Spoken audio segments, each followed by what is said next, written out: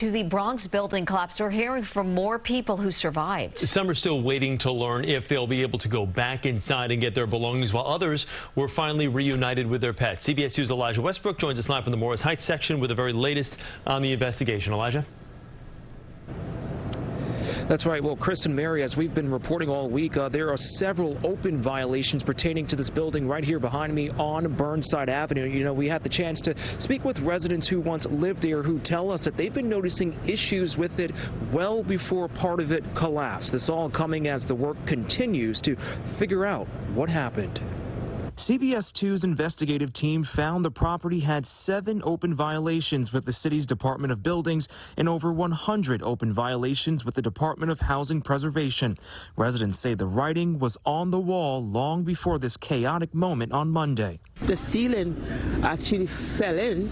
It's a big line. It's a crack. And they just cover with plaster.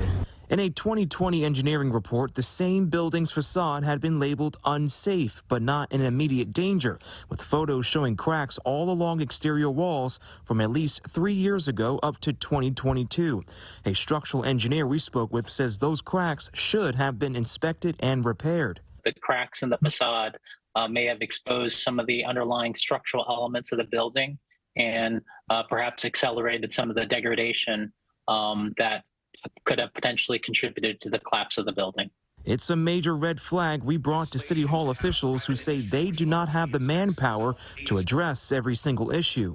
We're a city of millions of buildings and 500-something inspectors. So we will never, with boots on the ground, get to every building. The tools that we have are the fines that we can impose for those that are not in compliance or fail to do work in a timely manner.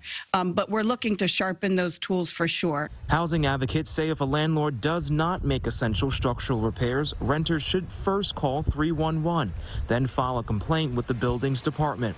If a landlord continues to ignore problems, tenants can organize a rent strike or bring their landlord to housing court. And back out here live, we're told it could take days at this point before we find out officially what brought part of this building down. This as crews have been constructing a barrier, you see there, around the property in preparation for demolition to take place at some point this week. And we're live right now in the Morris Heights section of the Bronx. I'm Elijah Westbrook, CBS 2 News. Elijah, thank you. Stay with CBS 2 for continuing coverage on that building collapse.